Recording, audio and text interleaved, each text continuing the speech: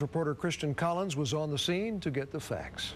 The call for the fire here in Tuscola took place around 2 p.m. and is just right across the street from Jim Ned Schools. As you can see, this loading area is almost completely burned to the ground. These non-students beat out an entire nation to win the Siemens We Can Change the World Challenge, and they were rewarded with a guest speaker. Give a warm welcome to Carrie Byron. Here in the city of Stanford, an 11-year-old was shot in this very home. But the incident proves just how close-knit his family and the community really is. Christian, this seems to be a serious matter with these patients. Yes, George, it is. I spoke with Libby Embry, who was diagnosed at age 59. She says Alzheimer's not only affects her, but also her family. This piece of aluminum door is the only thing left from the old communications building in Buffalo Gap. But thanks to the community, they were able to get their new one up and running. Reporter Christian Collins joining us now live from the Shotwell parking lot to tell us what we need to know for smooth flowing traffic. Christian? Brad, the traffic has really started to pick up now as the game gets closer. People already making their way out here to the stadium as well as the fair, and the gates just opened actually, but as you can see, more cars starting to make their way in here. It was 10 years ago this week that Frontier Texas opened their doors. Thousands of visitors have toured the Old West exhibit, and they hope that many more will. With the recent rain, tall weeds and grass have become a problem around the city. And if yours is over 12 inches long, it could cost you. Christian has a few tips on how to stay cool. We're out here at the ballpark, and temperatures are supposed to get well over 100 degrees today.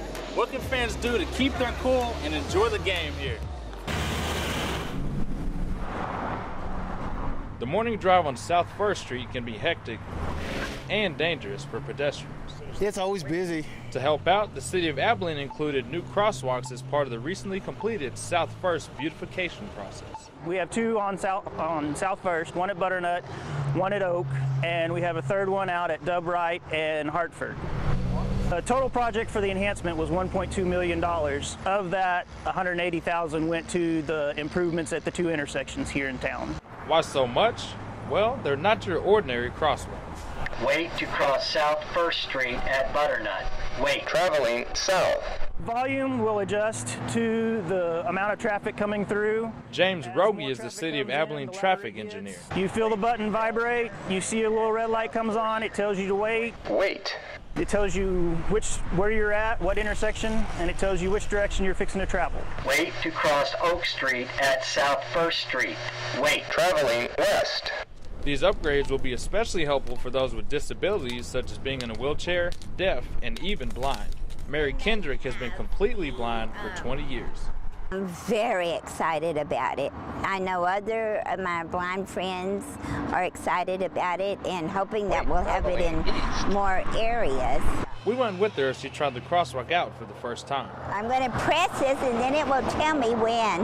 Wait to cross South 1st Street at Oak Street. Okay. Wait. Traveling north. She says all of the talking cues and even the texture of the crosswalk help her feel more independent. Crossing straight is not always so easy for me.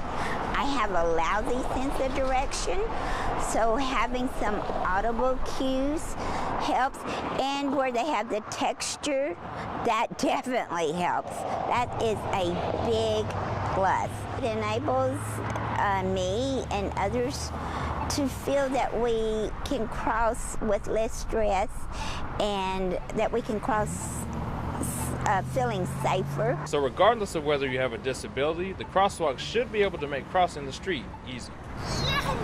Christian Collins, KTexas 4, News. 3, 2, 1. Just last Saturday, the body of Omar Diaz was found in this Snyder home. Now Snyder Police and the Texas Rangers have identified a person of interest to get answers. It has scared us very much. My husband and I cannot sleep. We worry a lot about the situation because we're so close. Our neighborhood is pretty quiet, and so that this happened right next door is really scary. And that's how Julie Garcia, the neighbor of Omar Diaz, explains the situation. Snyder Police Chief Terry Lukey says they visited Diaz's home after his family members complained of not hearing from him for several days. A few days later, his family was able to enter the home with Omar's landlord. The family went there on Saturday. And they discovered him. Then they contacted us at that point, and we went over and started an investigation into the death of Mr. Diaz. That investigation has led to his girlfriend, Cassandra Lopez, to being a person of interest. Diaz moved to Snyder from Lorenzo, Texas to work at the prison, but neither police, neighbors, or family have any information of where his girlfriend is from. Omar's neighbors said the couple was very nice, but hardly had a chance to talk to Cassandra. She seemed very quiet, kind of shy.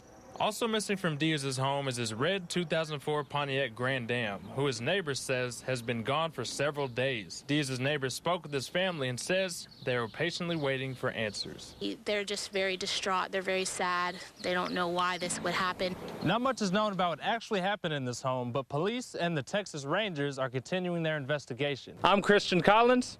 And I'm Carrie Byron from Mythbusters. Reporting from Snyder, KTexas News.